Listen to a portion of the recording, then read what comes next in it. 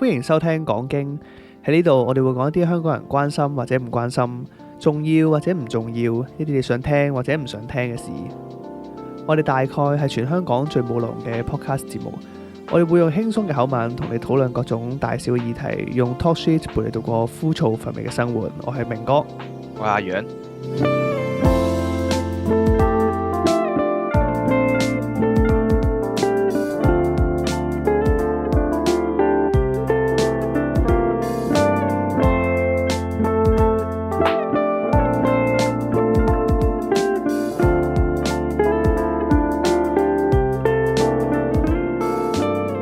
哇！今集呢有少少唔同啊。今集我竟然採用咗我一直以嚟最唔想用嘅 online 錄音喎。都冇計喎，真係其實。唉，真係冇最計近。唉，真係好頭痕啊！屌。身邊嘅人有疑似確診咁樣，搞到真係唔敢去出街。係啊，認真嗱，因為即係大家都知上個禮拜停咗一集啊嘛。咁點解上個禮拜會停咗一集咧？就呢個就講翻先，因為都知大家，因為有好多聽眾反映就話，哦，其實你上個禮拜點解無啦啦少咗一集啊？即係好掛住我哋啊，定係點樣？即係好想，即係想知我哋發生咩事啊嘛。跟住咁後尾上個禮拜其實係咩事咧？咁因為明哥咧，我其實身邊有一啲。即係首先身邊有啲人啦，咁就有人確診咗，即係有人確診咗 Omicron 咁樣，跟住後尾咁我就嗰陣時，我原本因為我同阿楊就大家都應該都咁講，應該大家都知道其實我係一直都想係面對面錄音噶嘛，即係我同大家以前都講過，如果冇乜嘢我都盡量想面對面錄音，因為面對面錄音個 feel 其實係爭好遠嘅嘛，即係好好多嘅，我自己覺得，所以我就如果表情嘅反應咁樣。係啊，所以我覺得如果冇咩特別事情，即係冇乜特別意外嘅話，我就想盡量都係面對面錄音咁樣嘅。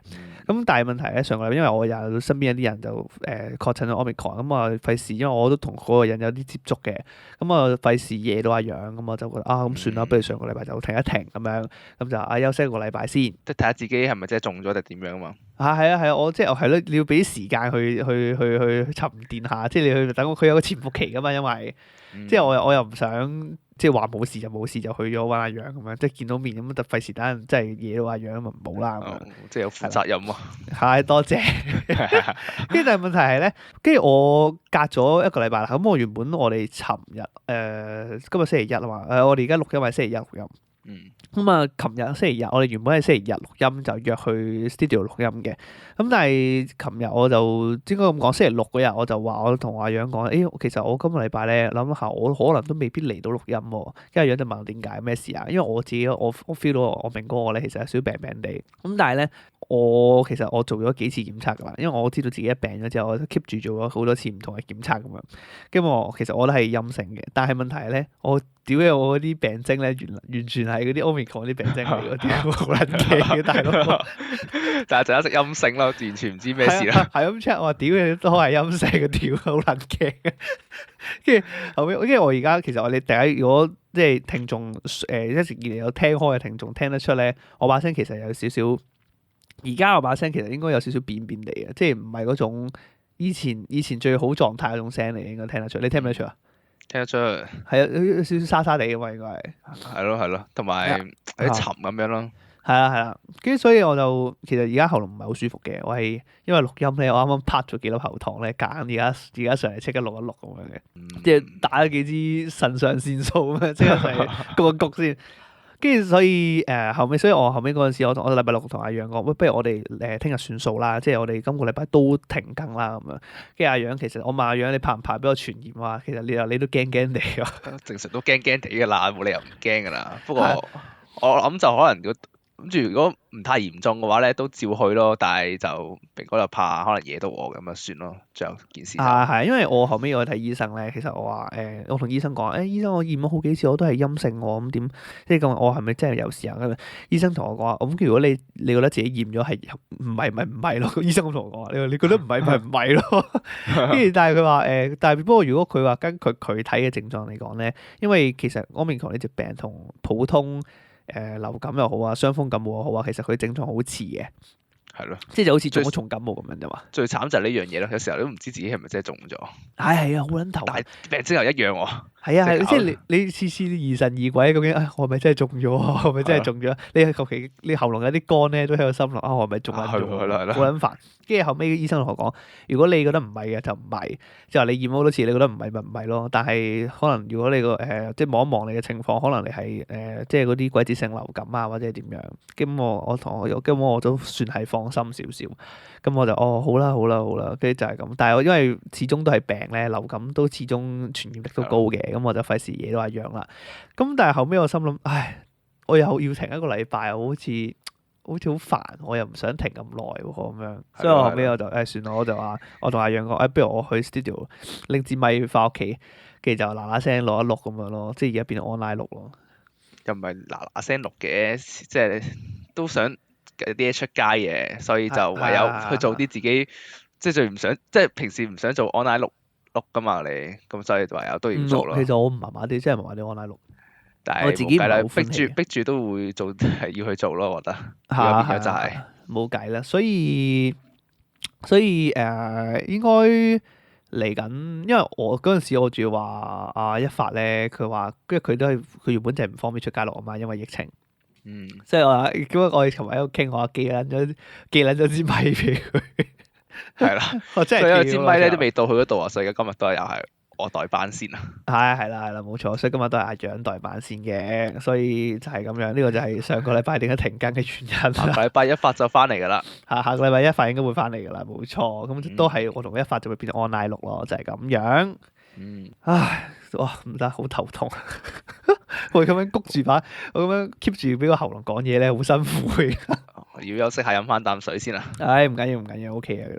好啦，咁講完交代完上個禮拜究竟發生過咩事之後咧，咁啊講下之後，即係最近呢排我哋除咗疫情之外，究竟發生咗啲咩事咁樣？咁啊，大家可能如果有熟悉遊戲界嘅朋友嚟講咧，都知道最近有隻好紅嘅遊戲上咗市嘛，係咪先？嗯。咁啊，阿楊你都有玩啦，我記得係嘛？啱啊。嗱，咁呢隻就係叫做而家好多人玩嘅，就叫做《艾爾登法環 Elden Ring》咁樣。咁呢隻遊戲咧，佢就係一隻啲人話係其實係魂系遊戲啊嘛，係嘛？好似係啦。魂系遊戲係咁。因為魂系遊戲其實佢講嘅就係意思就係話佢係一間，佢以前係一間總之佢係講緊呢間公司，佢當初有一隻 game，呢間公司叫做From Software，咁啊就嗰陣時有一隻 game 就叫做Dark Soul 嘅。咁 Dark Soul 好出名啦，大家都聽過啦，係咪先？你都聽過啦。嗯。咁嗰陣時佢做一隻 Dark Soul 嘅 game 咧，因為好紅啦，然之後後尾佢嗰間公司之後出嘅好多種類呢種類型嘅遊戲咧，都俾人叫做魂系遊戲。咁呢種魂系遊戲其實個特色係乜嘢咧？其實就係話佢講緊佢嘅操作難度其實好高啦，跟住然之後佢而且容錯率好低，即係譬如話可能你俾隻 boss 唔小心揩中一下，或者你做錯一啲決定，其實基本上你就會冇一大半血啊，或者冇七八成血咁樣。咁啊，所以即係俾人譽為咧對新手係好唔友善嘅遊戲嚟嘅，所以都俾人話操作難度好高嘅遊戲嚟嘅，基本上係一隻自虐嘅遊戲嚟㗎嘛。啱啦，係個自虐嘅遊戲。點啊你？跟住所以我因為我最近知道咧，就阿楊佢借咗個 friend 嗰隻 game 嚟玩啊嘛，係嘛？免費啊！跟住我又買咗，但我未開始玩。跟住就我又同阿楊點解你玩成點啊？玩得唔係幾理想啊！不是唔係好對味兒啊！啱，琴日都過咗幾隻比較簡單嘅王嘅，跟住但係咧去到一個山谷上邊咧，見到一隻王，我感覺到咧，目前嚟講係我覺得我係完全唔會打得贏嘅 level 咯。見到隻王，我而家唔知道點算，點解可能我諗住可能跳過佢或者點樣咯，不過可能又諗住咧係想打贏佢為止嘅。呢隻 game 咧有個魔力咧就係咧唔知點解咧每次一死咧，通常咧你玩其他遊戲咧可能一死咧你會覺得可能會退啊，點解又輸啊？但係如果唔知點解咧會有種咧想再接再厲嘅感覺嘅喎，你會一直想咧打贏落去嘅咁嘅感覺咯。尤其打第一隻王嘅時候咧，我真係嗰時我應該都死咗廿零次啊，但係咧我好相信自己繼續打落去咧應該就會贏㗎啦。咁嘅感覺咯，跟住就會一直喺度打，一直喺度打咯。我唔知呢隻希望呢隻 game 呢類型嘅 game 係咁樣塞啲假希望俾你。但係咧，你就唔知點解就會係咁打落去咯，好似有種俾人虐待嘅感覺，但係你又好爽咯。呢個係嗰啲咩嚟嘅喎？係即係自虐傾向嘅測試 game 嚟㗎，魂類型嘅遊戲。我諗係啊，測試下你係咪 M 啊？係啊，如果你玩下，你冇呢種心態，你應該就唔係，你應該好快放棄嘅。但係如果係我哋呢種人咧，應該會係咁想玩，係咁想試嘅。打贏為止啊，想係同埋呢種勝利感覺。同埋呢種遊戲咧，佢有個好特別嘅特點嘅，就係譬如話好似啱啱阿楊講到咧，就係話你會見到一啲同你睇落去完全同你個 level 完全唔關事嘅怪噶嘛，即係好佢感覺個層次就已經係高過你兩個層次咁嘅級數嘅怪，會出現喺你嘅世界附近咁樣噶嘛。類似嘅新手區嘅位置類似新手區嘅位置，但係唔知點解會出現啲好高 level 嘅怪噶嘛。但係問題係魂系列嘅。即係魂類型嘅遊戲呢種特色咧，其實佢最特別嘅地方係咧，其實佢係基本上佢係成日都會出現呢種情況嘅。但係問題係，如果你只要嘗試去挑戰佢，其實基本上譬如話佢冇話會特別有 level 嘅限制咧點樣。即係如果你基本上你技術好嘅話，你甚至可以一滴血都唔扣，你就可以完美咁樣殺咗嗰隻嘢添。即係其實佢好似唔會有啲太大嘅 level 限制噶嘛。係啊，所以唔係其實你只要操作好咧，你個 level 根本唔係一個問題啦。係啊。只不過可能係時間上，可能你即係打佢冇咁痛，慢慢喺度磨佢嘅感覺咯。但係咧，你最後都係會打得贏嘅。即係如果你只要操作好嘅話，打唔贏係你操作唔好咯。其實某程度可以嚟講。啱。所以其實佢係一隻好食你自己操作嘅遊戲，即係佢唔會，即係唔好似網絡上面啲神人話咩零選通關啊嘛，又或者係即係其實理論上啊，如果可以嘅話，你係可以攞住支新手武器由頭打到落尾都得噶嘛。可以。其實可以啊，只不過係打幾耐嘅啫。OK，我覺得網上之前，因為佢其實佢有同一間公司，佢有出好多唔同類型嘅魂系遊戲噶嘛。咁啊，我記得佢嗰陣時有一隻 game 叫做隻狼嘅。我覺得網上之前有單新聞話咩有個日本仔咧，佢話咩佢嗰陣時用可以玩隻狼零選通關啊嘛，我記得係。咁犀利？係啊，好勁㗎佢。既然之後就係因為隻狼嗰隻遊戲其實都算係偏難玩嘅，嗰都係仲啲同類型嘅遊戲嚟嘅。咁但係嗰隻 game 嘅背景其實就係唔似Dark Souls 或者好似阿爾登法環呢種類中世紀嘅幻想世界咁樣。其實隻狼就係嗰種日本武士風嘅世界故事咁樣嘅。咁嗰陣時咧，嗰個日本人咧，佢就話創咗個紀錄，就係話咩唔知零選通關啊嘛，唔知幾多個鐘頭內仲係速通啊嘛，跟住總之係打得好快，然之後零選通關，由頭打到落尾，係一次傷都冇受過。後尾唔係仲有條友話咩蒙眼玩咩？係啊，一個蒙眼玩啊，好似係外國嘅人啊，真係通關咗啊，超誇張，我都唔知點樣做到喎。黐嘛，蒙眼玩嘅概念係乜嘢？即係我覺得你已經係記熟晒所有怪嘅招式。即係佢每一秒出咩招啊，佢點樣避啊，點樣走位，完全會記晒個腦裏邊咯。如果唔係點樣蒙眼玩啊？你仲要記熟咗個地圖喎。啱啊，癲佬嚟，真係癲佬嚟喎！你冇理由憑聲音可以去預判到去邊度斬過嚟咁樣噶嘛？真係癲佬嚟，真係癲佬嚟㗎，太誇張啦！我覺得蒙眼玩嗰個真係。啲人咁得閒走去記呢個嘢，黐線，真係黐線嚟㗎。唉，我唔知，我未開始玩嘅，因為我就我準備受死咯你。係，其實我真係準備受死。但係講到呢度咧，我又想提一提呢件事。就係咧，我想講我呢個禮拜咧真係諸事不順，真係好多嘢都唔順利。即係舉個例子咧，譬如話啱啱就話即係好唔順利啊嘛。咁今個禮拜我完全體驗到咧，今個禮拜其實就係嗰種叫咩啊？我 feel 到我自己真係犯太歲嚟緊啦。係我真係 feel 到嗰種犯太歲嘅感覺咯。因為點解發生咩事咧？首先我唔講啦。首先就係話上個禮拜我錄唔到音呢件事情啦。跟住我諗，我原本去到今個禮拜啦，我就嗰陣時我同阿楊講話，今個禮拜應該唔會咁唔好彩啩，今個禮拜點都錄到音啩。跟住屌，跟住仆街又唔得，又唔舒服啦，咁咪費事啦。跟住之後尾除咗呢件事之外，跟住仲有電腦嗰方面又係啦。跟住嗰陣時我係咪話今個禮拜先砌好個電腦嘅？其實嗰陣時上個禮拜嘅時候，我嗰陣時部電腦未砌好嘅時候咧。其實係遇到好多意外，因為我部電腦其實係我 friend 我買完件之後，我 friend 幫我砌嘅。跟住後尾嗰陣時，我部電腦砌啦，跟住後尾發現咧底板又出現咗啲問題啊，但係唔係零件問題嚟，即係唔係嗰啲有損壞嘅問題嚟，係塊底板有少少 software 上面嘅問題。跟住又搞咗一輪 click 卡啦，搞一輪要等幾日咁樣。又拖咗個禮拜。係又拖咗個禮拜，屌好撚煩，真係好撚煩。我成個禮拜就係遇到好多好唔順利嘅事情咯，真係超級麻煩。尤其係電腦嗰度咯，你電腦咧我記得係新年之前已經整緊嘅啦，整到去對上幾日先整翻好咯。係啊，我屌真係好鬼頭痛，我完全唔明咩事啊！跟住後尾我仲要俾而家，跟住後尾我之後又今個禮拜又要被逼去 online 錄音啦，咁我就我覺得諸事不順，好頭痛。即係好重啊，咁係咪？有種咁嘅唉，感覺。真係好痕憎屌，所以我犯太歲唔知係真係犯太歲啲，所以唉冇計。所以咧，不過就算係咁樣都好，我哋都可以 relate 到佢今日嘅主題嘅，因為上個禮拜其實我哋冇乜主題噶嘛，應該話上個禮拜上一集我哋其實冇乜主題噶嘛。所以咧，但係今個禮拜咧，其實我哋個主題咧就同啱啱我講嘅有啲關係嘅，即係譬如話我哋今日嘅禮拜其實我哋想講咧就係話我哋人生裏面遇過啲好唔順利嘅事情，或者呢個點講咧，好不幸嘅事情係嘛？應該話或者可能唔好啊，係嘛？唔好係咯，唔好壞事啦，或者啲好難以置信嘅壞事，即係你完全估唔到呢件事情會發生喺你身上面嘅壞事啊。冇錯，咁我哋休息一陣先，我哋休息完之後就轉頭翻嚟就繼續同大家一齊講經啦。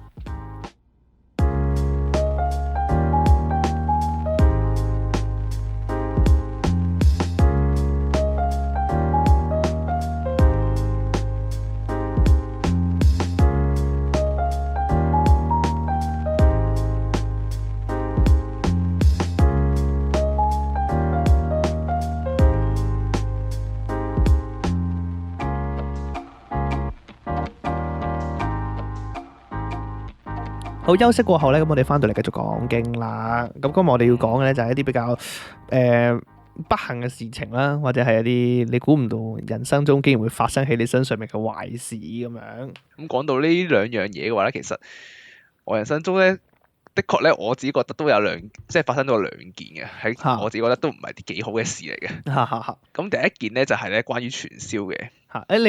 你好似好撚多呢方面嘅經驗喎。其實咧大小或者少少嗰啲咧，其實真係都有好多㗎。係咪數都數唔晒？不過咧最大咧又發生咗兩件咯，我自己就。咁第一件就係關於傳銷嘅。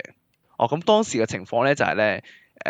一個咧讀咗1年 VTC 嘅朋友啦，佢冇得突然間揾我啊，咁我當時咧就唔知咩事嘅，佢話因為純粹可能我以為係聚舊啦，可能咁樣，咁佢就約我出嚟食個飯咁樣，跟住咧我哋就食飯啦，咁佢就喺度講解緊佢最近做緊啲乜嘢啦，跟住佢話咧就希望咧都想我同佢一齊去做嘅，咁佢就話咧裏邊嘅福利好好嘅，又話乜可以去員工旅行啊，跟住又話可以令到你有能力去照顧到你屋企人啊，佢話佢公司福利好好啊。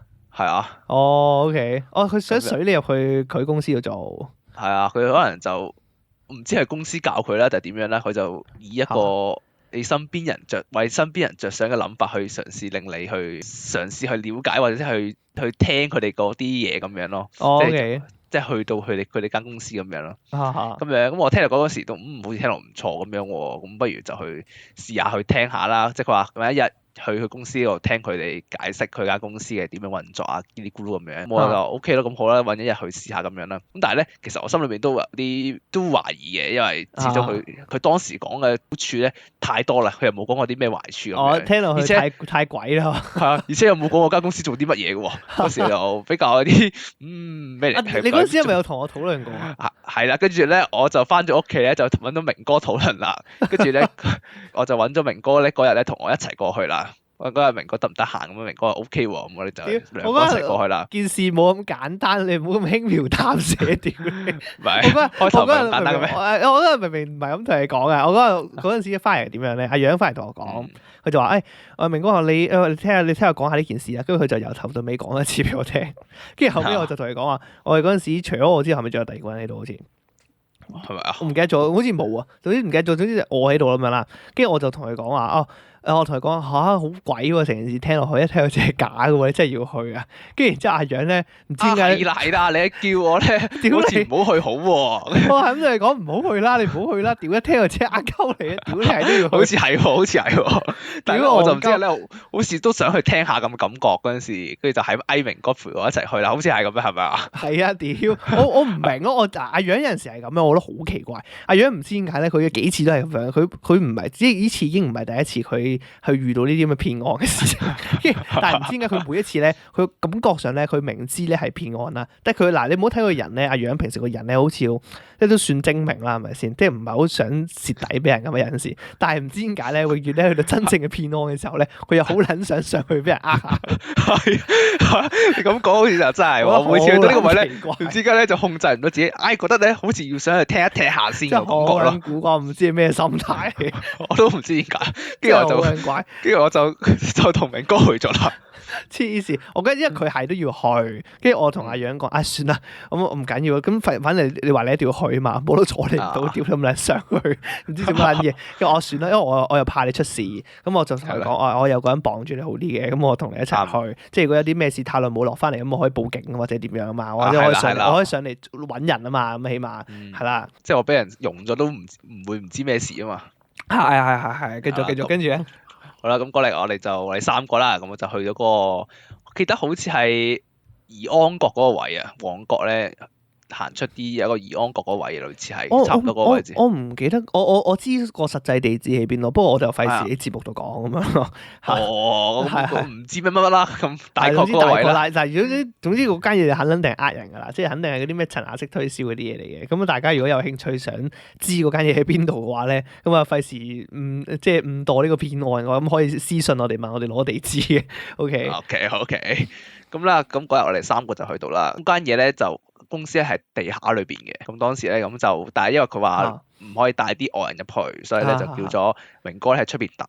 係啊，咁我就同個 friend 就一齊落咗喺下邊啦。係，我記得我嗰陣時我係去咗附近 Starbucks 喺度坐咯。係啦，坐咗好耐啦。係坐好啊！我應該你入去搞咗2-3個鐘啊，應該係話。應該都有可能。差唔多係，我去 Starbucks 咯，跟住我去追劇咯，追撚咗差唔多，我追撚埋我剩低未睇完嗰啲嘢咯，即係差唔多係超耐，等我超耐。OK，跟住咧繼續。跟住咧落到去咧，咁我 friend 就落到去啦，咁佢就帶咗一個佢哋所謂嘅上邊嘅。即係係咪叫上司咧？定係叫點講咧？即係佢阿頭咯，係類似阿頭咁樣，即係高佢幾階嘅啲人過嚟同我一齊介紹。即係佢個 friend 係 under 嗰個人咁樣。係啦，佢就介紹咧佢公司嘅嗰啲運作嗰啲嘢咁嘅嘢俾我聽咁樣啦。咁啊，大概嘅間公司咧就係咧賣貨為主嘅，即係賣一啲貨品咁樣。咁你就通過賣貨品咧，跟住去同公司分成咁樣。咁佢咧裏邊就分好多個級數嘅。咁我印象中咧，即係如果你未買過任何嘢咧，佢個級數咧就係計你個營業額嘅，即係你幫公司攞咗幾多貨咧，咁就係嗰個 level 咁樣嘅。佢會分紅俾你咁樣。佢係啊，佢根據唔同 level 咧，佢分成都會唔同嘅，同埋越高級咧，咁佢福利就越好嘅。裏邊佢所講嘅，咁當時就介紹咗幾個級啦。咁如果你未有任何營業額嘅話咧，加入咗嘅話咧，咁你就係零嘅。咁你做過5000蚊生意嘅話咧，即係幫佢買咗5000蚊貨嘅話咧，咁你就係一個，我記得好似係27啊個 number 嚟嘅。佢係叫以 number 去分級數嘅，咁就27嘅。咁我個 friend 咧就係個 number 就係39嘅，咁就係做咗6萬蚊營業額嘅。咁多？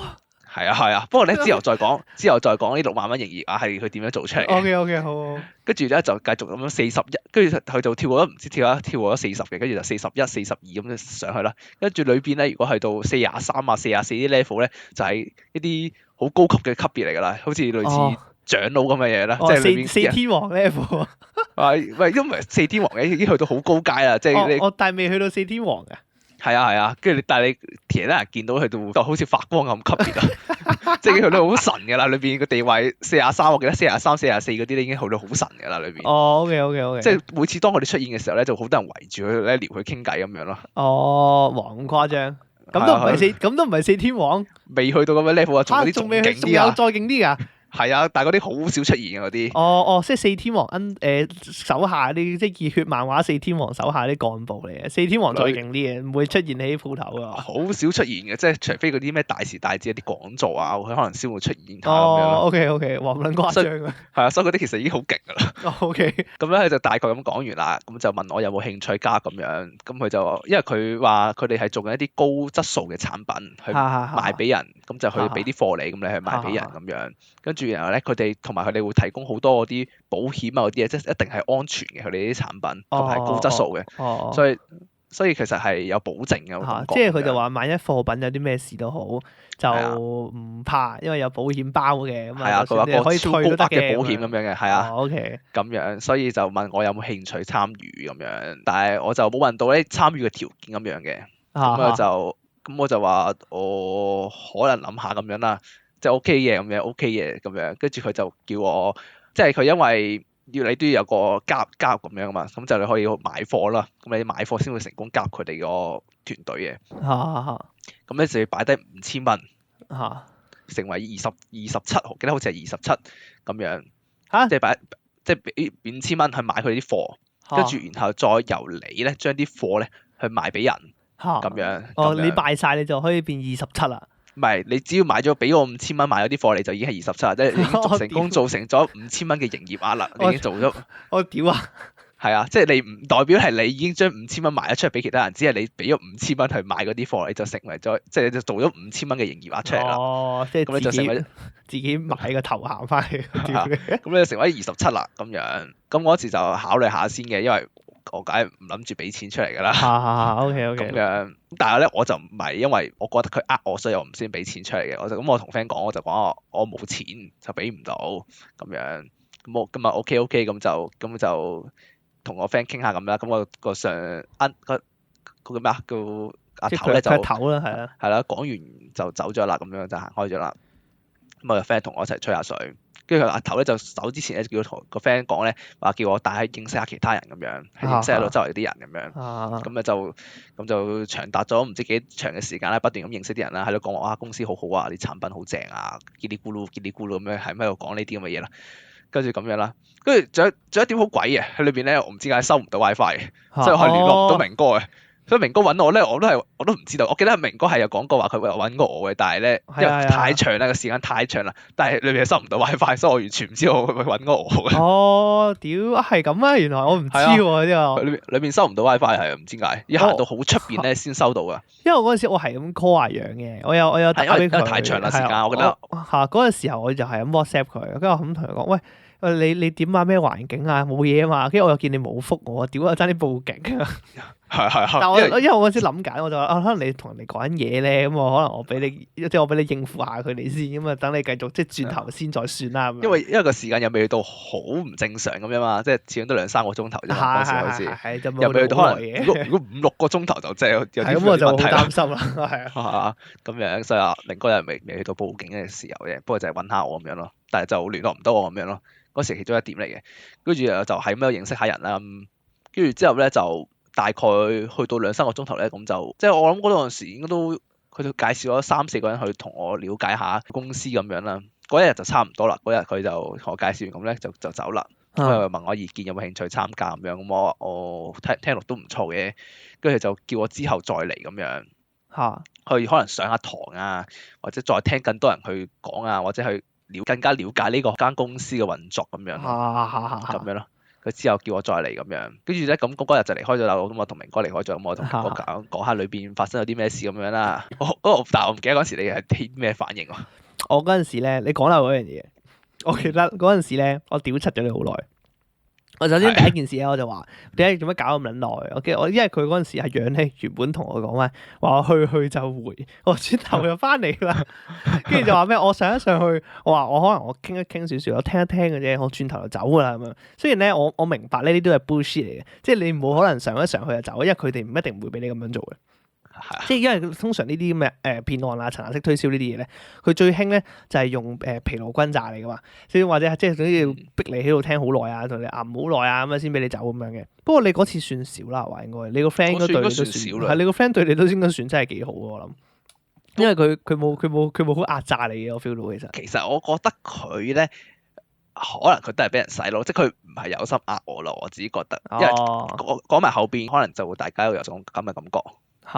但係咧，其實我聽過咧，即係上網揾其他嗰啲同樣嘅案件啦。咁其他人咧就唔係我咁嘅處境咯，即係有啲人係真係俾人逼低擺咗5000蚊嘅咯，頭第一日嘅就已經。但係佢哋點樣俾人逼啊？即係兩個好似拍戲咁，有兩個大隻佬喺側邊嘅嘛。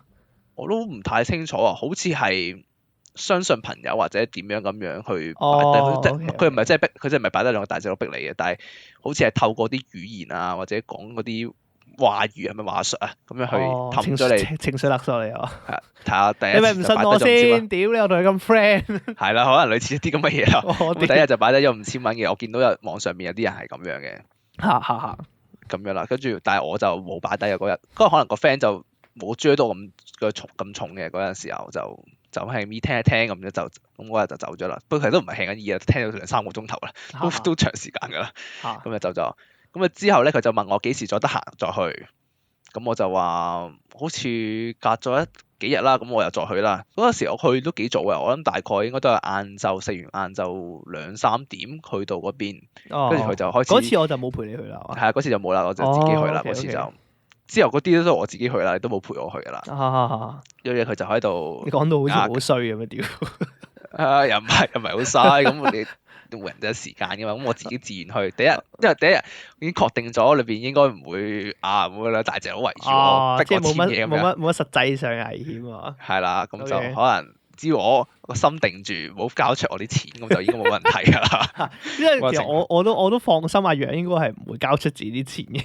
係啊，但係另外一樣嘢就都唔確定啦。OK，跟住咧咁咧嗰日就佢又繼續帶我認識下，跟住佢就講下佢。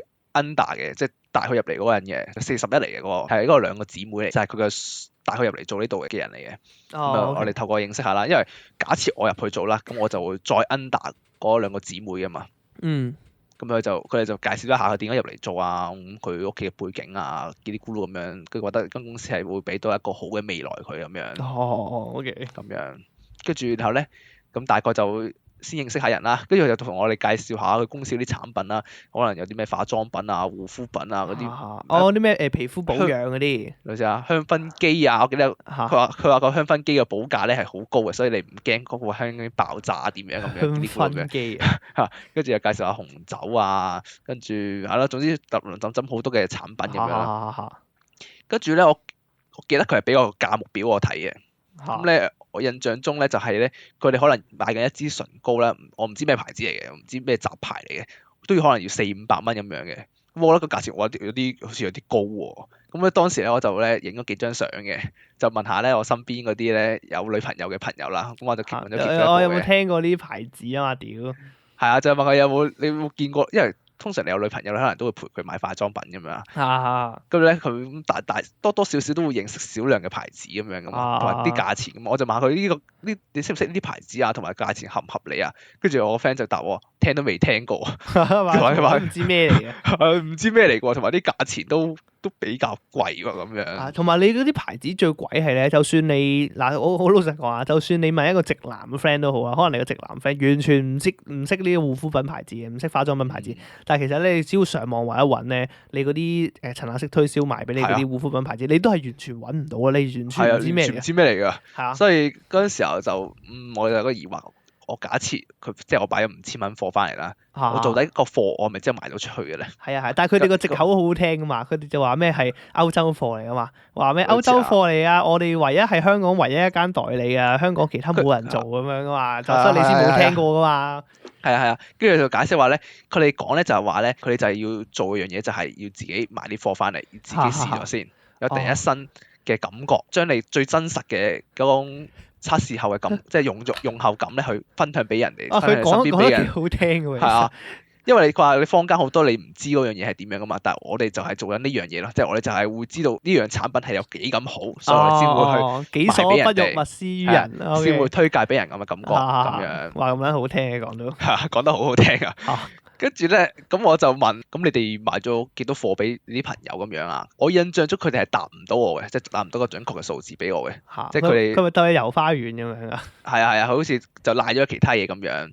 即係佢哋冇講到佢哋點樣去賣啲貨俾佢啲朋友嘅咁樣。咁再經歷咗幾日嘅，跟住咧，我記得嗰日離開咧，去到夜晚㗎啦，已經去到8-9點咁樣㗎啦，定唔知9點，即係數之都差唔多好夜㗎啦。即係我有2-3點去，好似差唔多9點走，經歷咗一段好長嘅時間裏邊，一直聽佢哋講嗰啲嘢啦。跟住然後就叫話問我第二日幾時得閒可以再嚟咁樣。咁我又俾個日子佢，咁我又繼續，跟住又之後有幾日嘅時間咧，都係好類似咁樣嘅重複咁嘅嘢咯，即係佢會介紹少少佢公司嘅嘢，跟住然後就認識下裏邊嗰啲人咁樣。屌你又好嘢喎！你真係去撚咗咁多日嘅喎。係我去咗，其實我好似去咗好多日。你真係好撚騎喎！我聽講，你做咩要去咁撚多次做乜鳩啊？其中有一日咧，我覺得其中一日咧發生件好得意嘅事嘅，就係一個好似44定唔知43嘅級別嘅人物咧出現咗。跟住咧幹部出現啦。係啊，啲大長老出現 O K 咗， O K，跟住咧個 friend 即刻嗱拉住我過去咧聽佢講嘢，因為通常每次出現咧就一大堆人圍住佢咧喺度聽佢講嘢㗎啦，跟住個 friend 就 fans 屌，係啊，即係好似 fans 咁啊，幹部啊幹部啊，快啲過去聽人講嘢，塞字入你袋啊屌！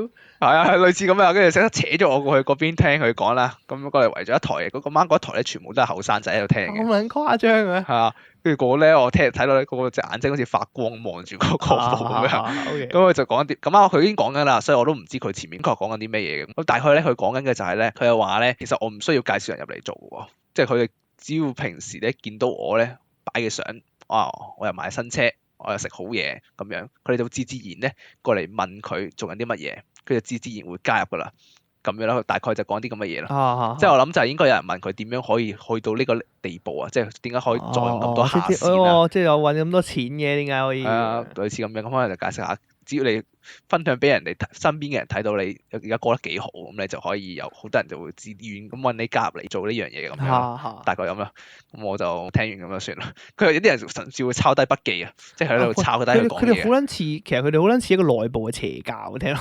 感覺其實都似啊，其實即係你基本上你裏邊有個好盲目嘅信仰噶嘛，即係可能佢哋覺得即係嗰啲阿頭佢哋賣嘢賣得好犀利嗰啲，跟住就話佢根本就係即係就好似我人生導師一樣，即係我基本上佢講乜我就做乜噶啦嘛。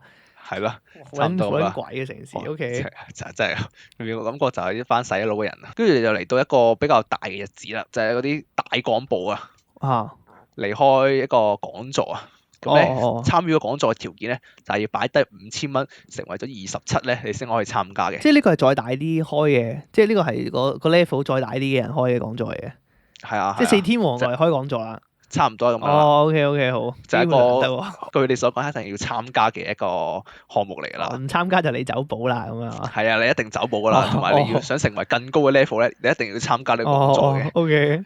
咁但係咧，前提咧一定要擺低咗5000蚊咧，去買咗佢哋啲貨咧，成為咗27，你先可以參加嘅。咁但係當時咧，我係冇擺任何錢噶嘛，即係理論上我係參加唔可以參加㗎。係喎，你1蚊都冇，你1蚊都仲未俾嘅喎。係啊，當時1蚊都未嘅。你又好嘢喎！屌你去咗咁撚多日，你真係1蚊都未俾過。我就係付出咗大量嘅時間喺裏邊聽佢哋喺度。哇！你真係好撚無聊。你啲時間成本俾你浪費晒，屌你！我嗰時都冇嘢做，其實好老實講嗰陣時候。屌你閒人走去同你 hea 時間，屌戇鳩，跟住咁咧，但係個 friend 就好想我參加嘅。咁但係咧，佢就問我係咪真係冇錢？咁我同佢講我真係冇錢。咁咧，咁佢話 OK 咁樣，跟住就搞咗一輪咧，我最後都係參加到嘅。咁咧，因為個 friend 咧先幫我俾咗5000蚊。佢幫你俾咗。係啊，佢幫我俾咗5000蚊。就去聽講座。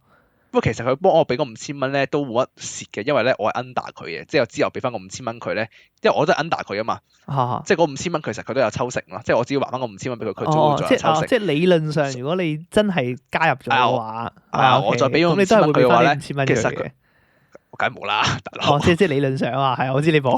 理論上，跟住我就去聽佢個講座啦咁樣。咁其實個講座咧同之前嗰啲咧都好類似嘅，佢講嗰啲嘢都好類似嘅，只不過係即係佢講話咧，只要去到更高嘅級數咧，就會有更高嘅福利咁樣啦。屌佢講嚟講去都係個三幅屁嘅，屌你！差唔多係啊，差唔多。跟住係咁樣分享佢公司話成班人一齊去歐洲旅行啦，唔使錢嘅，全部公司俾咁樣去歐洲旅行咁樣。其實佢屌我明啦，其實佢哋都唔係教你啲乜嘢嘅屌。即係其實佢哋其實所有講座啊，或者嗰啲咩幹部級嘅人咧，層壓式推銷裏邊啲人咧，其實佢同你講，我根據聽你咁樣講啊，即係其實佢同你講咧，佢所有嘢都唔係塞錢入你袋咯，其實佢只不過係咁抌啲利益出嚟咯，即係咁同你講你加入我哋就可以點樣點樣，你就好嘅願景咁樣。係啦，你有好嘅願景，你就揸跑車啦，第日屋企人咧就可以住大屋啦，咁啊早日脫貧上車啦咁樣，即係佢瘋狂講呢啲咁嘅廢話啫嘛，其實佢完全冇塞錢入你袋嘅喎。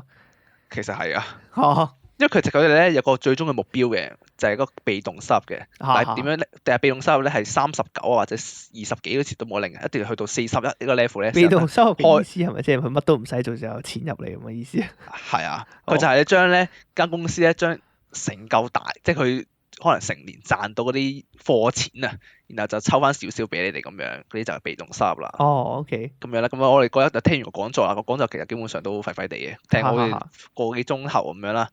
即係都係講翻之前講嘅嘢啦，就係想你成為一個更高級別嘅人，即係裏邊更高階嘅人咧，咁你就可以享用更好嘅嘢啦。咁啊類似咁嘅嘢就去，佢當時咧，我記得隔離啲人聽得哇好撚入神嘅，隔離啲人全部眼都唔眨咁望住嗰個咧，啲40幾個 level 係好誇張嘅，真係嗰時我就我都係咁聽下咁樣啦。跟住完咗個講座之後咧，就會再有一個咧係類似阿頭級別嘅人咧，係當時有參加到講座嗰啲人咧，都會逐個即係每個人都會見一個阿頭咁樣嘅，見一個高階啲嘅人嘅。嚇每個人都要見啊？係啊，即係佢哋每個都分一個人過嚟，因為其實佢哋嗰啲人咧人數好多嘅，所以咧佢哋係對應到每個都有一個嘅，即係可能當時參加講座嘅50個嘅，佢都揾到50個阿頭嘅嚟去每個一對一咁對咯。咁當時對嗰個咧就係一開波咧同我入嚟傾偈嗰個嚟，第一日嗰個阿頭嚟嘅，咁佢就同我講話：你啱啱講嘅講座啲嘢你明唔明白啊？咁嗰啲嘢嘰哩咕嚕咁樣。你覺得你有冇興趣成為一個更高 level 嘅人啊？咁樣即係更高階成為39啊咁樣。因為當你成為39嘅時候咧，你嘅嗰個拆分咧就會冇咁誇張噶啦。因為我記得20幾咧，好似咧你買到一樣嘢咧，公司係會抽你唔知7定6咁樣嘅，跟住最後先4係你嘅，即係個分成。咁多即係買到件貨啊，係啊。但係成為39咧就好似調轉嘅，就公司先抽你4，跟住你好似攞6咁或者攞7咁樣嘅。又係呢啲，又係咩水溝嚟？OK。即係你只要即係就希望即係提供一啲咧，同20幾咧嗰陣時候係完全兩個差距嘅情況咁樣，就係想你成為39。咁樣啦，咁成為39梗係有條件㗎啦，就係做6萬蚊呢單生，即係成為6萬蚊營業額啦，咁你先可以成為咗39嘅。即係叫你俾6萬蚊佢啦，屌！係啦，就係叫你俾6萬蚊佢啦。屌，佢啲錢係咪根本全部都係咁嚟嘅？戇鳩，都唔係賣貨嚟嘅，屌全部都係叫人俾佢哋嘅，屌！咁但係咧，你冇6萬蚊咁點搞啊？佢就話咧，佢會推介一間咧，佢哋有合作開嘅財務公司去借錢俾你。係啊，但係咧佢話條數咧係唔係，即係佢話咧個利息啊嗰啲咩咧唔會去到好高，因為佢哋有合作開嘅。佢話好快就還得到啦。你話你唔信你就問下你朋友或者問下其他人，好快佢哋已經還晒㗎啦，所以你唔使擔心嘅咁樣，係咁講啊。跟住我嗰時唔知佢着咗魔咁樣，我擺低咗啲個人資料出嚟嘅。我唔知點解擺低個人資料，係嗰次啊，原來係嗰次啊。跟住我擺低咗個人資料出嚟，跟住佢喺度抄我啲個人資料嘅，跟住就問我有冇興趣借財仔，跟住我就嗰陣時就話其實我好驚嘅，即係始終財仔都唔係啲咩好嘢嚟㗎嘛。咁我最後咧交低咗個人資料出嚟嘅，但係我係冇借到錢嘅，即係我話要再諗下先咁樣。但係我就擺咗啲個人資料出咯，跟住咧我之後就有問朋友佢係咪即係佢還晒啲錢未？佢嗰陣第一次同我講咧係還晒嘅，佢話佢。跟住咧，因為我當呢件事之後咧，我就冇再點去嗰邊啦，因為咧我知道佢咧就係透過問你借錢啦，咁6萬蚊啦。係啊，即係借6萬蚊翻嚟啦，咁你計埋利息可能就唔止啦呢嚿數。但係咧，你要賣啲貨俾人噶嘛？佢真係會俾6萬蚊貨你嘅，但係你要賣啲貨俾人咧，基本上係賣唔到，因為個貨咧唔知咩嚟嘅。即係啲貨都好唔對路啦，唔知乜撚嘢，聽都未聽過。唔知咩來源嚟嘅，同埋有偏貴嘅。好老實講，你就揾朋友買咧。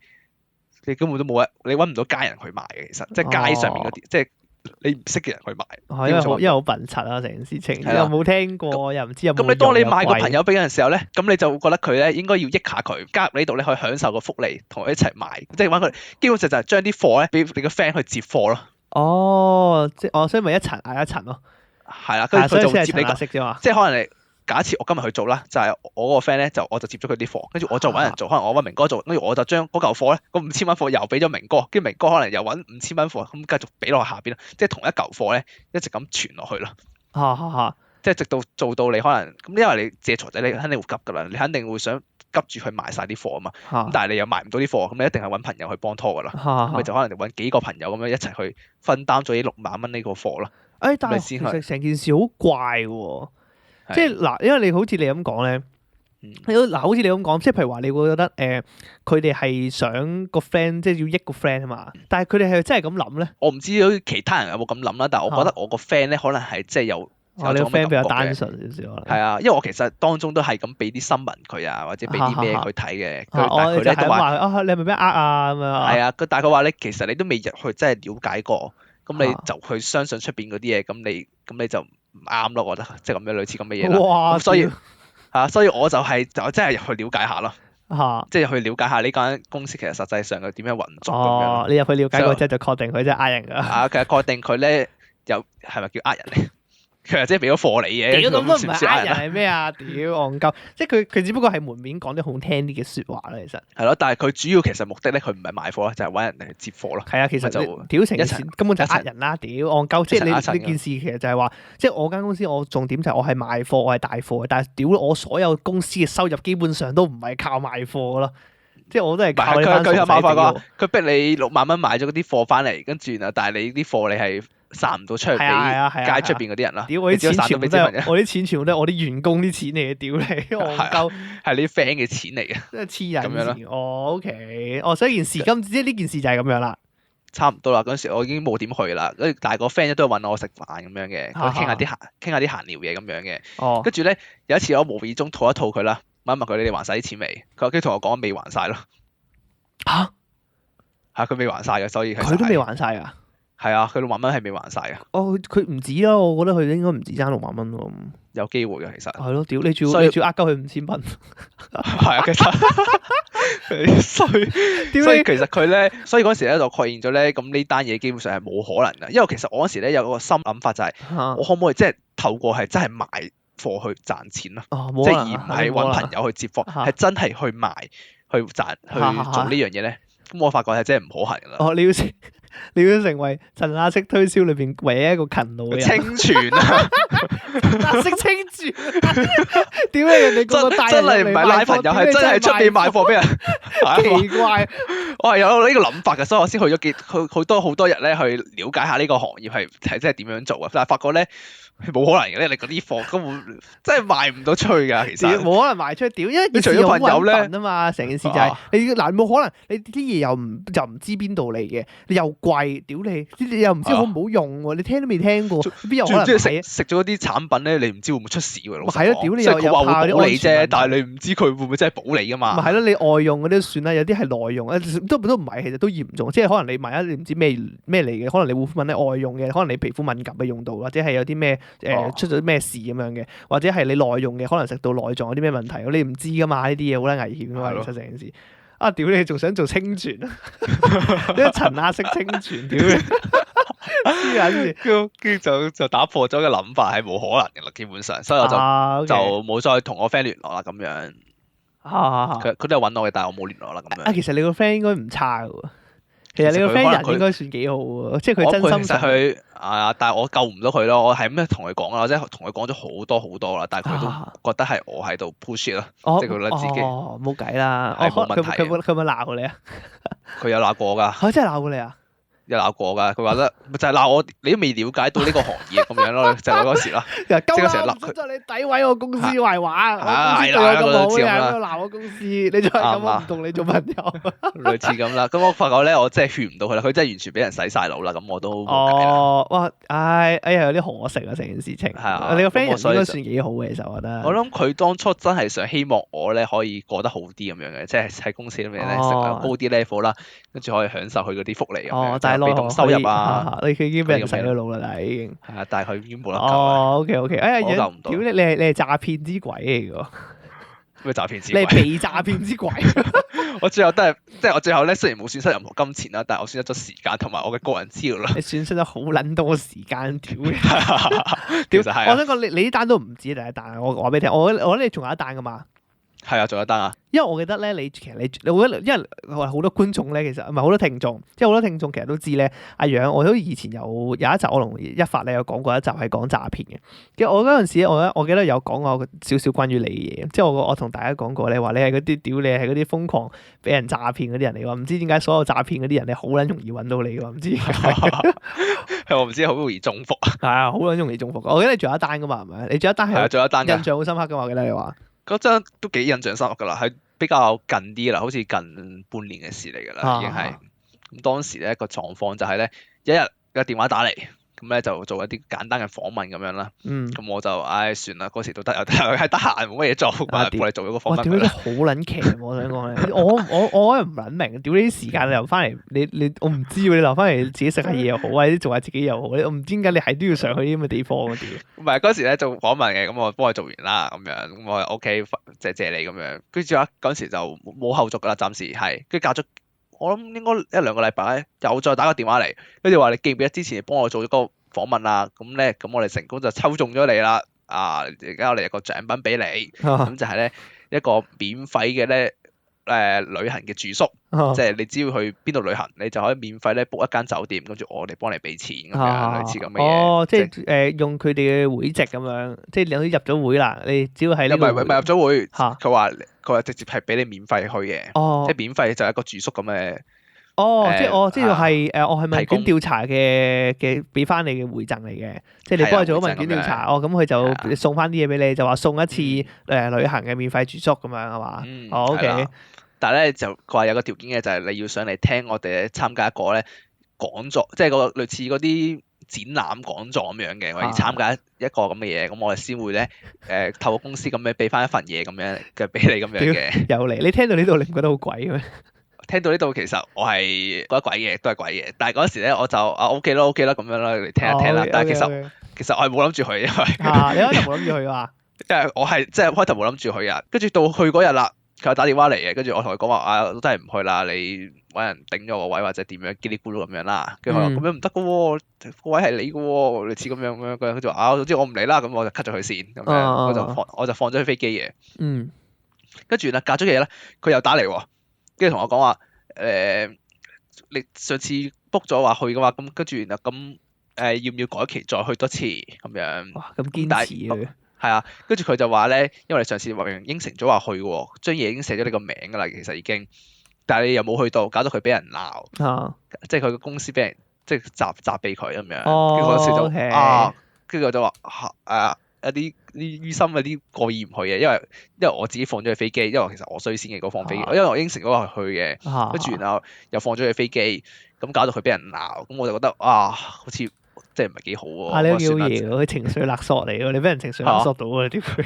真係勒索到，咁好啦，算啦。佢話2-3個鐘頭，咁我去聽下啦。聽完個展覽嗰個唔知講座，佢話展覽嘅，我記得佢講係講展覽嘅。咁我聽完咪算咯，直接走人算啦，去交代一下咁樣，咁就走。OK。咁我就上到去公司啦，咁佢就叫我填低一啲好基本嘅個人資料啦。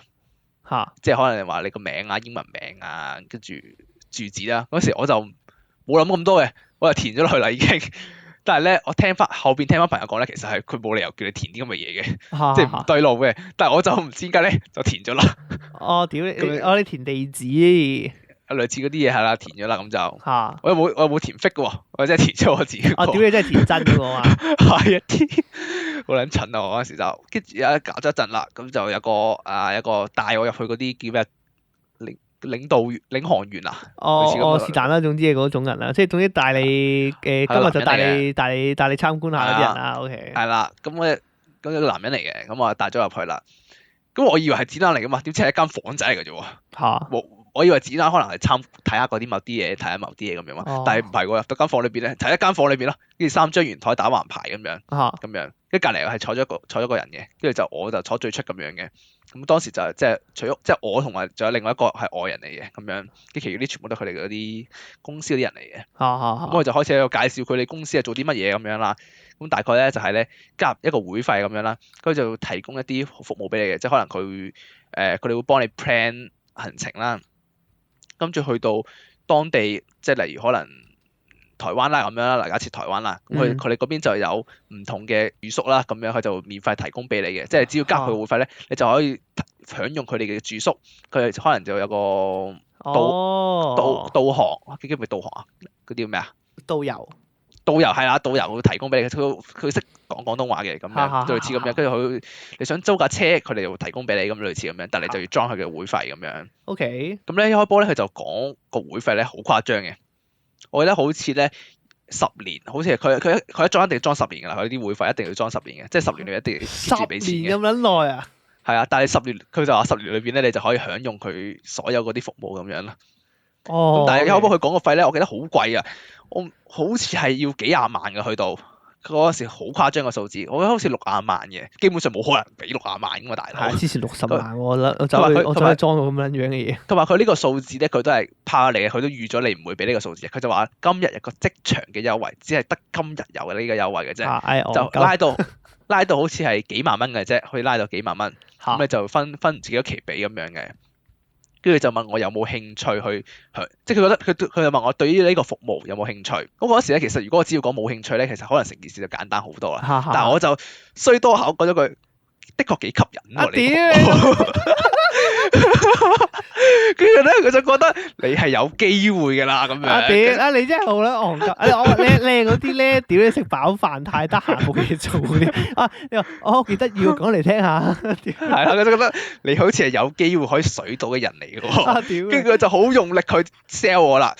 跟住就係不斷喺度講話佢點樣幫我壓低個價，因為我同佢講話我冇錢嘅其實，即係我手頭好緊嘅，佢就幫我係咁不斷同我壓低個價。咁樣。跟住就係咁同我講佢哋服務，佢服務咗好多人啊。佢話佢公司咧，其實咧都唔係，即係佢話呢個價錢其實你出邊咧冇可能做到啦，即係冇人又提供車啊，又提供住宿啊，又提供機票啊咁樣俾你，係出面冇可能做到噶啦。但係佢哋就希望咧，想要一樣嘢就係個顧客用完佢哋服務之後咧，俾翻一個好嘅 feedback 佢哋咁樣。佢哋公司就想要呢啲咁嘅嘢咁樣，就同我講呢啲咁嘅嘢。聽落都 bullshit 嚟啊！跟住佢就俾幾份相簿話：呢啲就係我哋服務過嘅客人咁樣，類似嘰哩咕嚕咁樣啦。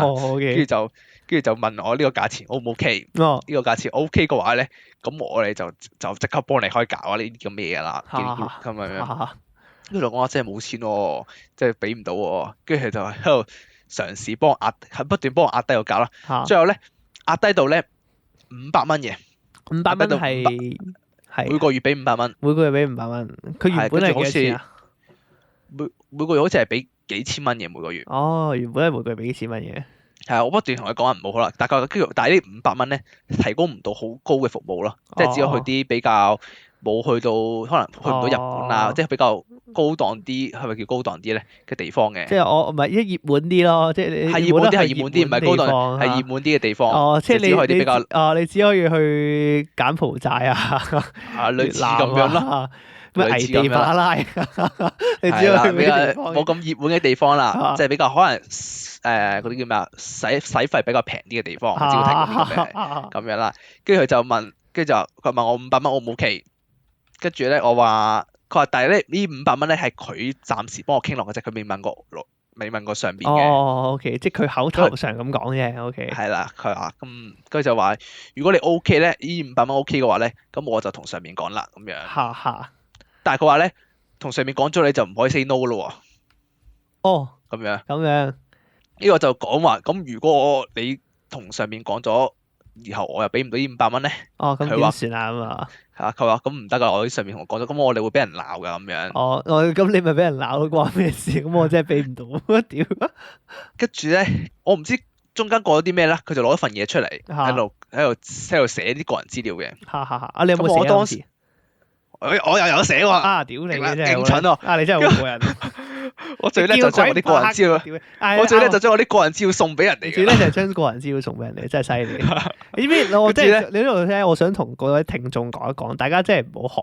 即係阿楊咧已經做咗一個負面嘅教材。即係如果逢親咧，即係我相信啊，每個人咧都有機會去遇到呢啲咁嘅趁壓式推銷嘅事情。即係如果咧第日假以時日，即係萬一啊，即係有機會嘅話咧，即係見到呢啲。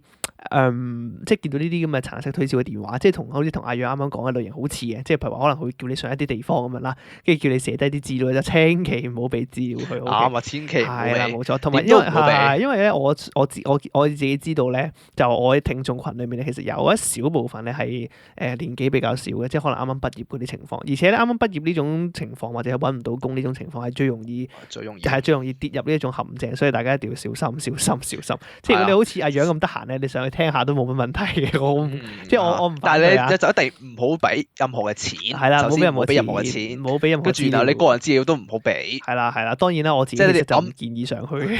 其實不過你可以即係時間好多，好似我咁無聊嘅，你多想了解下。呢個你自己個人選擇。但係你就唔好犯我嘅錯誤，唔好犯我錯誤，俾個人資料咁樣。跟住去到咧，唔知佢攞份嘢出嚟，我唔知嗰時經過啲咩事啦。佢就攞份出嚟，開始喺度填我啲個人資料啦。跟住就叫我簽名。跟住咧，當我想簽名嗰刻咧，突然間諗一諗。如果我簽個名，然後我俾唔到錢，咁點樣？你都仲有翻少少理智嘅。突然間嗰一下咧，我想簽落去嗰下咧，突然間有呢個諗法，跟住我就停咗。好似傾到咧話咧，呢500蚊 OK 啦咁樣，跟住叫我喺度寫咁樣嘅。但其實我冇諗過俾任何錢嘅嗰時，當下都係冇諗住俾任何錢嘅。但係佢就叫我簽，咁我就簽嗰下咧就諗去諗，跟住我就問佢，如果俾呢500蚊我俾唔到，咁會有啲咩事發生？如果簽咗之後，跟住佢就冇答我，佢就收翻起份嘢。哦，係啊，係啊，佢就知道我應該係唔想俾噶啦。我算數收翻啫嘛。係啦，跟住咧但係佢又知道我係有興趣去參與呢樣項目嘅，因為我當時講咗個話都幾吸引喎，我講咗句咁嘅嘢，佢覺得我係有機會嘅，只係咧覺得可能唔係幾個價錢好似唔係幾吸引咁樣。跟住佢就繼續同我講完一輪嘢之後咧，佢就會叫佢上 under 即係阿頭過嚟再同我講啲嘢咁樣嘅，即係佢有幾個咁樣嘅環節嘅。跟住佢又叫佢阿頭過嚟幫拖咁樣。跟住佢阿頭咧嚟咗，佢左右夾攻。係啊，佢同我講，如果我可以再做低啲嘅價，你 O 唔 OK？但係你今次咧 OK 嘅話，如果唔係咧就差令佢難做啦咁樣類似咁嘅 OK， 情緒即係勒索啦。我都已經撳低咗咁多啦，即係我今次真係幫到你盡啦，你真係幫你最盡啦，我撳到咁咁低你都價錢冇可能㗎啦，你就真係好唔俾面我啫，即係我好難做。即係搞我哋啫咁樣類似咁嘅嘢，咁樣跟住嗰時咧，因為佢話咧佢可以咧再將個價錢咧，佢哋應該可以諗辦法再壓低啲嘅。咁當時我就即刻有個諗法啦，就係我相信佢絕對係可以咧同上邊講話咧壓低到個價嘅，因為佢講話係冇可能嘅，但係我相信係絕對有可能嘅，因為佢目的就係想要你錢啊嘛，即係多少少佢都想要你啲錢啊嘛，因為佢係分一期，即係分好多期咁俾嘅，即係雖然今日可能就算攞你100蚊又好，但係其實佢可能分到12期啊，或者唔知幾多，可能分幾年咁樣，咁可能個數都加埋，其實都可能係一個大筆數㗎啦。因為你簽佢名啊嘛，同埋即係你冇得唔俾，有法律效用啊嘛。係啊，所以我相信嗰時當下咧，佢話佢會再問上司可唔可以再壓低個價錢嘅，我相信佢一定係會成功嘅。OK。所以我嗰時就話再考慮下咁樣，跟住個上阿頭就走咗，就留低咗嗰個人過嚟繼續喺度磨。因為佢拉尾走嗰時講話咧，今日同我講解嗰人咧已經講解咗好多啦，同埋上面嗰部電視影住佢，即係佢已經付出咗咁多時間去介紹成件事俾你聽。如果佢今日傾嘅話咧，上面嗰啲人咧，即係在上面嗰啲人就覺得佢係啊冇乜，覺得呢個冇乜用啊，即係佢咁多時間啱唔到個客翻嚟，飯桶冇用，飯桶冇咩用，可能就會扣人工咁樣。嗰時咧，其實我係想走嘅，但係咧聽到咁啊，哇，可能搞到人哋即係冇人工咁樣喎，搞到嗰時咧就你又真係實嘅喎，你講係咁講。跟住我就繼續留喺度聽咯，跟住我就覺得好似害咗佢咁樣啊，會害咗佢喎。跟住我就諗緊，早知我唔上嚟啦，屌！佢又害到人哋份工咁樣。咁我嗰時候咁同個男咁講嘅，早知我唔上嚟啦。如果我上嚟嘅話，搞到你而家咁樣啦嘅局面。即係我而家同佢講話我冇錢啊，俾唔到，但係又搞到你可能即係而家個狀況就係，只要我唔俾錢，佢就會俾人鬧。OK。但係我俾錢，我就俾人呃咁樣。咁究竟係點樣衡量呢個天平咧？係啦，嗰陣時，但係我又唔想去俾人鬧喎，即係我唔想俾佢搞到份工出現任何啲差池咁樣。但係我就確定我自己一定唔會俾夠錢出嚟㗎啦。咁樣，我就進入咗個僵局啦。咁我肯同佢講，早知我唔上嚟啦。咁樣搞到咩？跟住咧係唔知係咁樣啦，即係佢覺得我份人可能係比較善良。你唔知佢係咪產生嗰啲咩誤會啊？產生咗啲咩奇怪嘅誤會咁樣嘅，因為佢前邊咧佢介紹佢個行業嘅時候咧，佢係有講解緊佢平時嘅個人個圈子係點樣嘅。咁咧我就唔知點解咧，佢講解佢個朋友咧好中意去嫖妓嘅。我知叫雞。唔知點解佢同我講啲咁嘅嘢，我唔知點解佢同我講啲咁嘅嘢。OK。但係其實呢啲唔重要啦，呢樣嘢唔重要啦。跟住咧咁就即係總之佢言談間無啦啦就有陣時會透露出就話佢係佢自己定係佢朋友啊？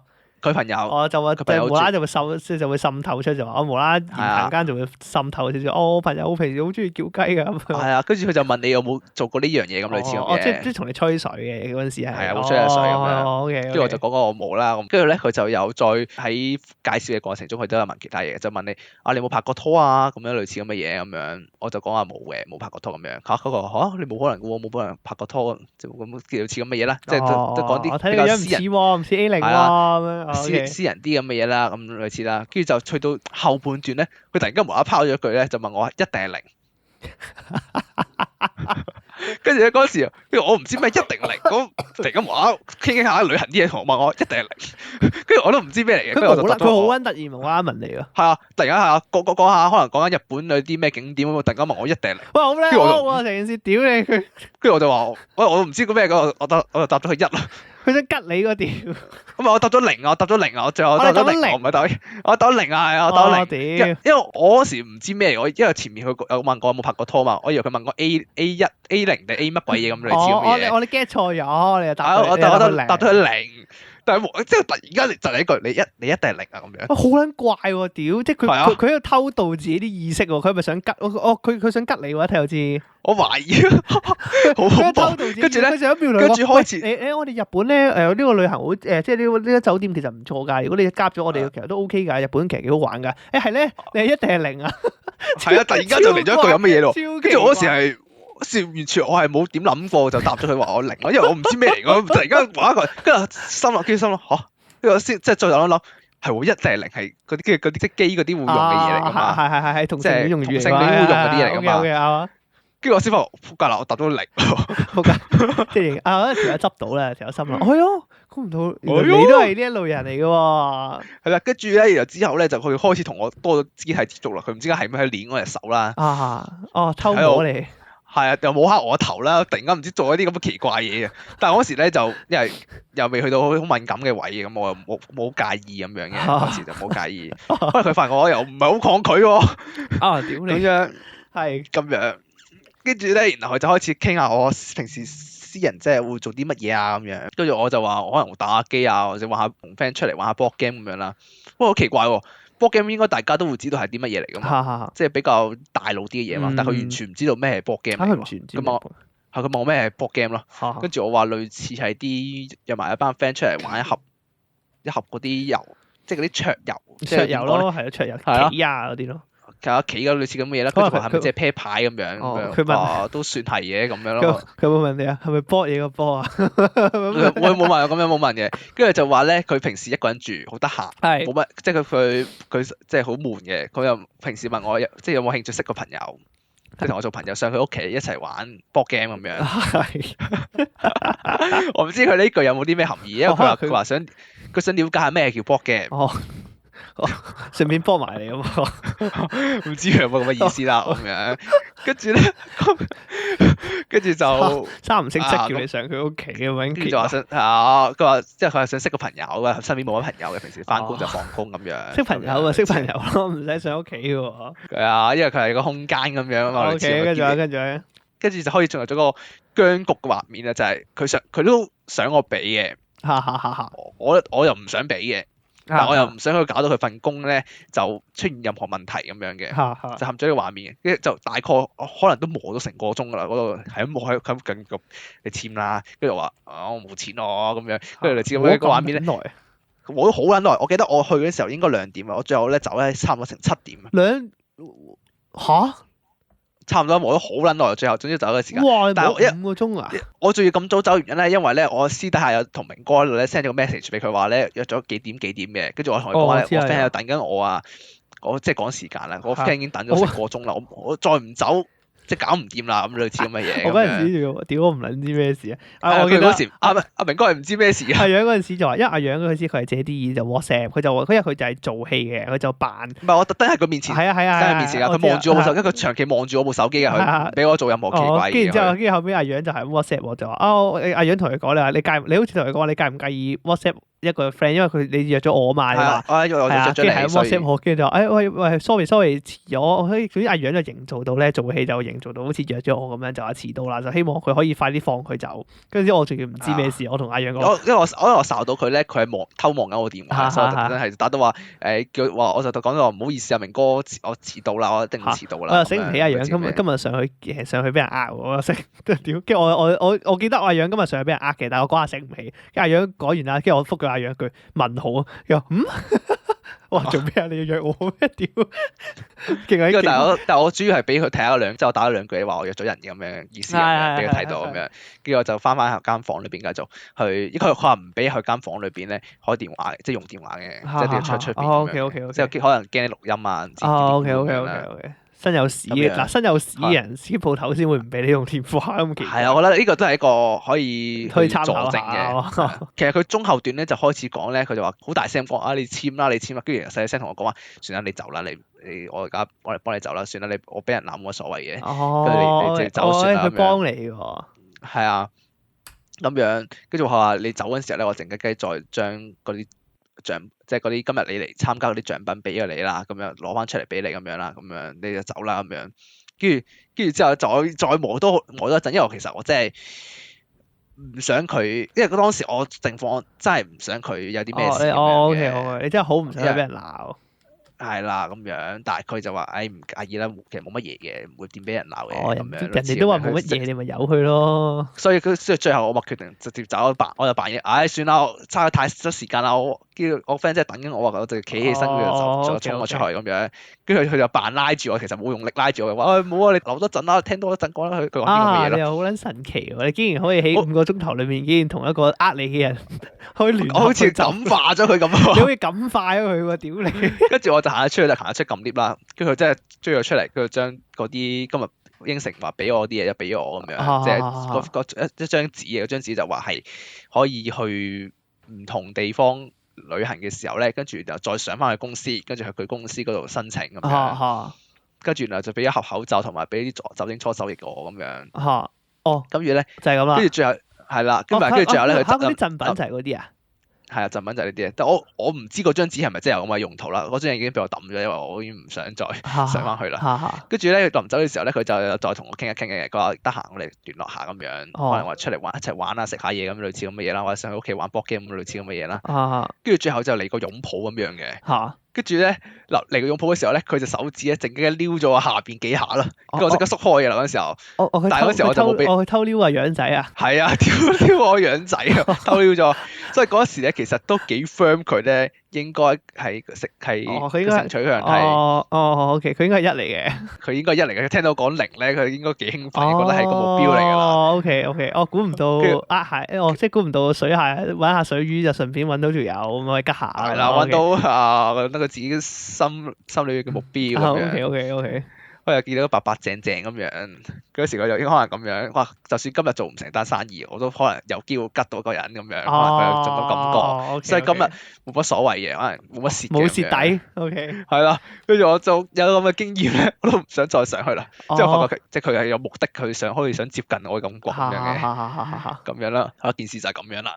OK，真係好撚強喎你嗰日同佢上，所以5個鐘頭所以嗰日咧係啊，所以嗰日其實我最後蝕咗係大量嘅時間同埋又係個人資料咯。其實嗰時咧我交完個人資料之後咧，嗰時候打俾明哥講晒成件事嘅嗰日，跟住嗰時候其實心裏好淆嘅，因為我擺低晒啲個人資料咧。係啊，我唔知會有啲咩事發生嘅。呢度我記得。嗰時我真係其實嗰時都幾驚嘅。嗰時咁蠢擺低咗啲個人資料。你事後係咁諗翻，你先覺得好淆底啊。係啊，嗰時係有啲驚嘅，因為我唔知佢可攞啲個人資料可以做啲乜嘢噶嘛。咁樣咯，跟住但係最後都冇乜嘢發生嘅，暫時到而家嚟講。我諗嗰陣時我聽完我有鬧你嘅，記得我。係啊，鬧啊！喂，又嚟。又嚟啦！即係，但係從嗰一次我諗需要個貪心，我覺得即係覺得好似真係可以免費得到一樣嘢喎，咁嘅感覺，所以就上咗去咁樣。嗰次之後咧，我諗住就知道一樣道理，呢個世界係冇免費嘅嘢嘅，即係免費嘅嘢咧，通常都係最貴嘅。你真係付出最多。你真係有呢個心態咩？而家有呢個心態啦，我而家只要聽到電話咧，有啲咁嘅嘢咧，我一定係直接 cut 咗佢線㗎啦。係啊，一定係啦！如果再係嘅話咧，我真係抵死啦！但係你嗰陣時，你個心態真係諗住上去可以免費 out 啲嘢。唔係，其實呢個係第二個嘅，第一個係至於我，因為搞到佢俾人鬧啊嘛，因為佢開波應承咗，跟住佢話份嘢已經寫咗我個名啊嘛，搞到佢俾人鬧，咁我覺得。算啦，上去聽2-3個鐘，佢一同我講2-3個鐘頭啫嘛，咁我覺得2-3個鐘頭，聽完咪走人算咯，拎到咪拎咯，拎唔到咪算咯，咁嘅感覺嘅嗰陣時候。OK。佢條友後尾仲有冇聯絡你啊？個男嘅有嘅，但係我已經冇再同佢好關心我，成日都係聯絡我。即係吉你條友啊？係啊，係咁好關心嘅，佢咁問要唔要出嚟食飯啊，或者想唔想嚟佢嗰度玩啊？總之好關心，成日問我哇最近天氣凍喎，你要着多翻件衫啊，或者天氣熱喎，總之好關心我嘅。哇！但係我已經 block 咗佢啦。想溝你喎，我都有啲懷疑嘅，其實。危險喎！有啲危險喎，後庭有啲涼涼地喎。後庭有啲涼涼地。咁樣咯，所以我就講話大家就即係盡量就唔好貪心咯，即係呢個世界免費係最貴嘅，記住一樣，免費係最貴嘅。今集變咗咩啊？變咗詐騙教室。